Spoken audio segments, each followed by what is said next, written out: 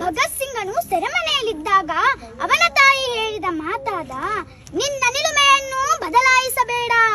ಪ್ರಪಂಚವೂ ಮರೆಯಲಾಗದ ಸಾವು ನಿನ್ನದಾಗಿರಲಿ ಎಂದು ತಾಯಿ ವಿದ್ಯಾವತಿ ಹೇಳಿದ ಮಾತನ್ನು ಸದಾಕಾಲ ಸ್ಮರಿಸುತ್ತಾ ಇದ್ದನು. ಇಂತಹ ತಾಯಿಯ ತ್ಯಾಗದ ನುಡಿಗಳಿಗೆ ಉತ್ತೇಜನಗೊಂಡ ಭಗತ್ ಸಿಂಗನು ಕಲ್ಲುಗಂಬದ ಕಡೆಗೆ ಹೊರಟಾಗ ಗಲ್ಲು ಶಿಕ್ಷೆ ನೀಡುವ ಅಧಿಕಾರಿ, ನಾವು ನಿನಗೆ ಗಲ್ಲು ಶಿಕ್ಷೆ ನೀಡುತ್ತೇವೆ ಎಂದಾಗ ಭಗತ್ ಸಿಂಗ್ನು ಹೇಳ್ತಾನೆ, ಯು ಹ್ಯಾವ್ ಅಪಾರ್ಚುನಿಟಿ ಹಿಯರ್, ನಾನು ನಿನಗೊಂದು ಅವಕಾಶ ಕೊಡುತ್ತೇನೆ,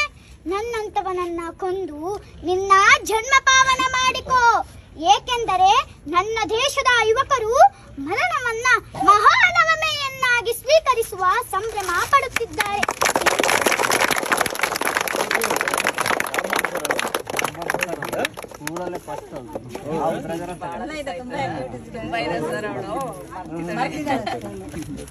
ಯಾವ ನ್ಯಾಷನಲ್ ಫೆಸ್ಟಿವಲ್